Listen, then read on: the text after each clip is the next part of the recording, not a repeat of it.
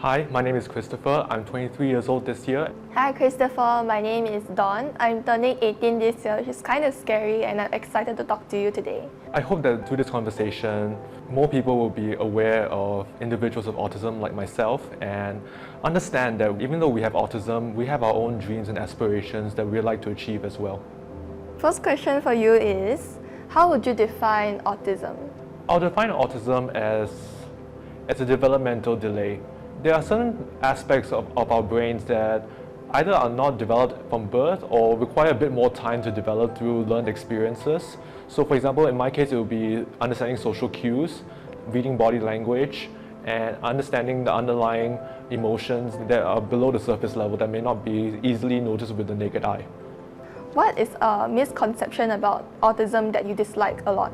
Well, I would say one misconception that I really dislike a lot is that individuals with autism are considered stupid. They have low IQ.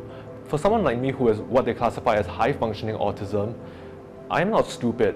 It's just that my interests are different from most people. Sometimes I just feel that people don't understand what I enjoy and are forcing me into a mold where I do not fit in. For a period of time, I didn't quite understand what autism was. All of a sudden, actually in the middle of the night, when I understood that, okay, in order to not be seen as weird or off-putting to other people, I had to change how I present myself and how my thoughts and my brain to mouth filter.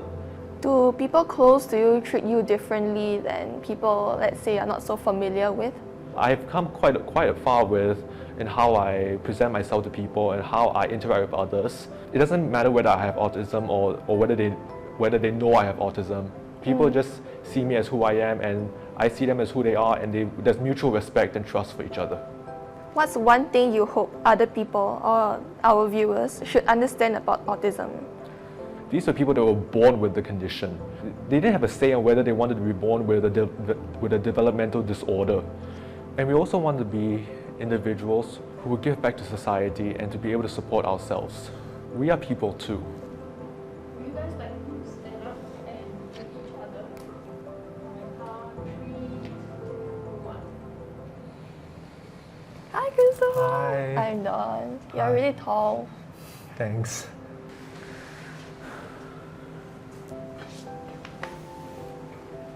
The world out there can be quite scary, especially for autistic individuals who I feel constantly require help and support. I have people who usually been taking care of me for all my life, and now I'm just trying to learn how to really shift away from that and to be my own person, which is also not easy.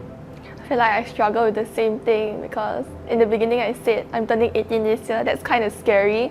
I feel like I'm not ready, and I feel like that would be heightened for you. Is the term autism derogatory to you? Not right now. I mean, back when I was in secondary school, it was a very derogatory term that was used in a lot of teasing and bullying, but now I just see it as something that I have.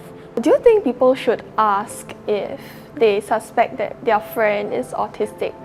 I honestly think that they should ask, because autism honestly really depends on where you are on the spectrum, especially for people on the lower end and they have not been diagnosed and are not receiving any medical help or professional help. They should not hesitate to seek help from a medical professional.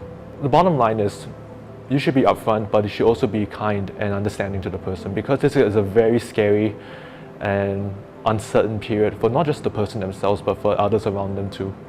I really enjoyed talking to you. Thanks.